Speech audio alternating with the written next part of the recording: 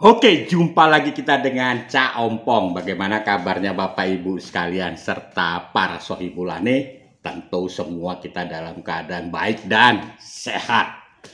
Hari ini Anies Baswedan berpidato di hadapan para buruh ya dan ojol. Apa isi pidatonya? Nah, ini Cak Ompong ada catat dua hal penting menurut Cak Ompong. Nah, yang pertama adalah mengenai kemiskinan. Jadi Anies maju menjadi capres karena ingin mengentaskan kemiskinan dan ketidakadilan. Ya, nah, kita lihat bagaimana kemiskinan di akhir era Anies sebagai Gubernur DKI Jakarta. Justru pada saat itu kemiskinan di kota Jakarta ya menurut data yang ada itu paling tinggi jika dibandingkan sebelum era Ahok ya. Itu yang tertinggi 4,69% atau sekitar 502.000 penduduk Jakarta itu berada di bawah garis kemiskinan dan ini sangat tertinggi. Artinya apa? Artinya apa yang disampaikan Anies di hadapan buruh dengan realitanya itu bohong. Oke, itu bohong pertama. Lalu yang kedua, mengenai perihal buruh.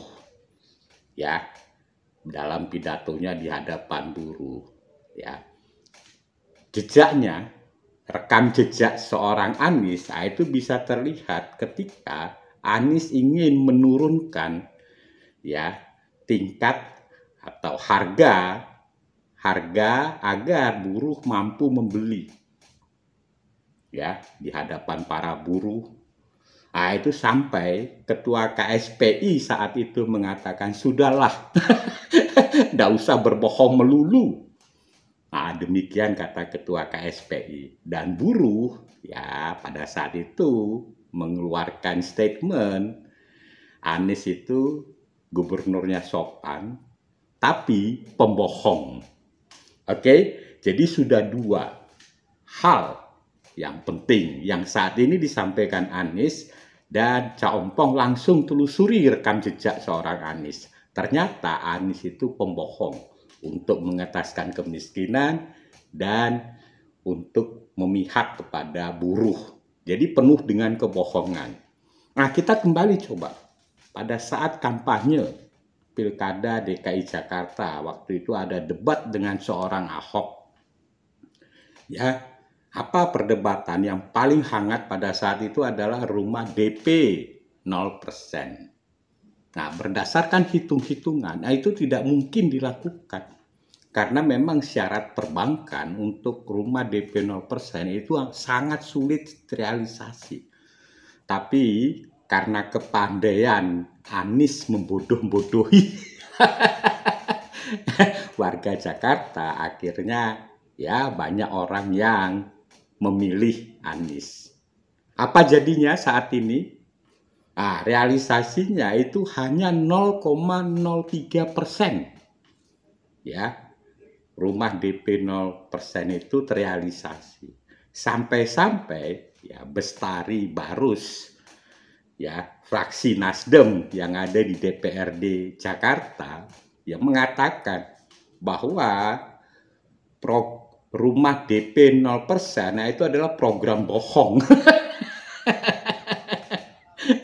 Ya, nah ini hasil rekam jejak loh. Ya, jadi kita seperti apa yang dikatakan Pak Anies sendiri, kita saat ini harus mulai rajin melihat rekam jejak calon presiden. Karena apa? Karena pada statementnya hari ini beliau mengatakan bahwa seorang calon jika dia melakukan ya sesuatu hari ini, itu biasanya di kemudian hari juga dia akan melakukan itu. Jadi kalau Anies melakukan kebohongan pada saat beliau menjadi gubernur, ada kemungkinan ya jika terpilih menjadi presiden juga penuh dengan kebohongan. Itulah kira-kira maksudnya seorang Anies Baswedan. Ya, jadi sudah 3 kita melihat tadi bagaimana ya realisasi kemiskinan, rumah DP 0 rupiah. Sampai ya seorang Ahok mengatakan hanya untuk pilkada tidak usah bohong-bohongi orang lah. Terakhir ini, bagaimana kebohongan berikutnya? Ya, pada saat hari ulang tahun Partai Solidaritas ya Indonesia PSI, itu ketua umumnya Giring Ganesa itu sangat clear mengatakan, bahkan di hadapan Presiden Joko Widodo, bahwa Anies itu adalah gubernur pembohong.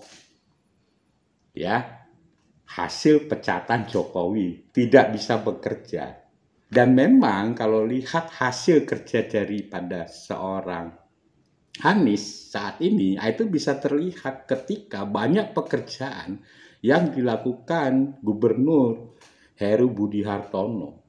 Kita bisa melihat bagaimana Kali Ciliwung, Danau Sunter, dan lain sebagainya, trotoar, apalagi menjelang KTT ASEAN. Wah, itu semua rapi, bersih. Jadi memang ya retorika seorang Anies itu penuh dengan kebohongan.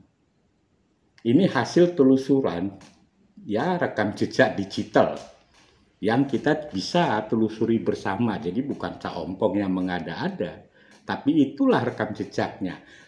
Sesuai dengan instruksi seorang Anies Baswedan, bahwa calon pemimpin kalau saat ini dia melakukan kebohongan, di kemudian hari juga dia akan melakukan kebohongan.